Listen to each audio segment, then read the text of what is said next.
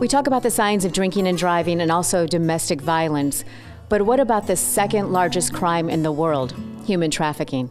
I'm here at the West Bloomfield Public Library with Linda Wolschlager.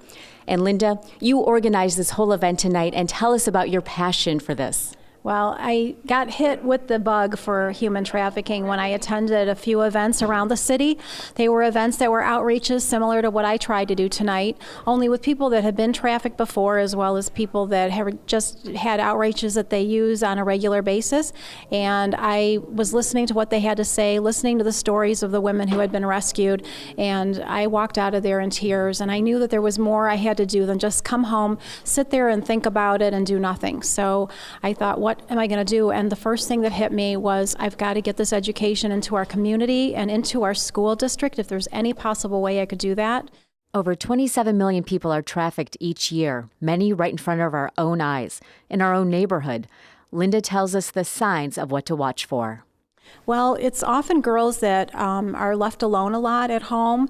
They're girls that are looking for attention sometimes by being sensitive to boys that are trying to attract them. So most of the girls are actually tricked into it. It's a situation where they're introduced to a boy, or a boy introduces himself to her and pretends to be a boyfriend. He takes her shopping, he buys her things, he tells her how beautiful she is and tries to woo her just like any suitor would. And lo and behold, he ends up taking her to a home, usually raping her, drugging her, and subsequently threatening her life as well as her family's life. Lauren Bronson is the director of the Michigan Abolitionist Project's Novi Community Group.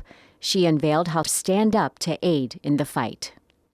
5 years ago, the average age of a girl that was taken into the sex trade was 16. But now the average is 12 years old. So my question is, if we continue doing nothing, if people are still ignorant and naive to what's going on, what is the age going to be 5 years from now? And I sense an urgency in these things, like as Linda was saying, how can a $3.2 billion industry, if it was a company, it'd be on the Forbes 100 list. Being aware of the issue is the first step to fixing the problem.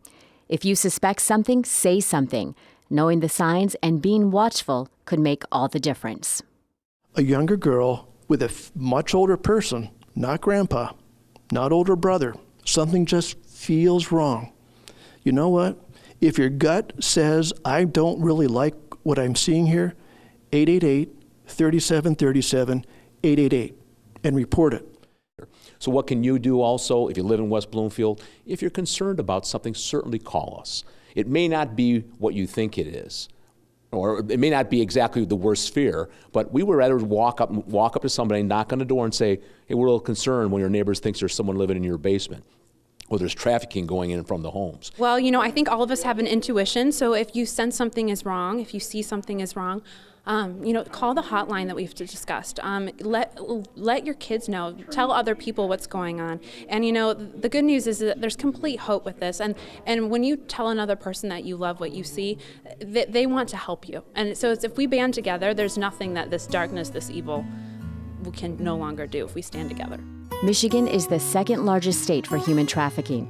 If you suspect or know someone is involved in sex trafficking, visit michigan.gov/OK2say to submit a confidential tip or call 888-3737, 888. Speak up for those without a voice. It could save a life.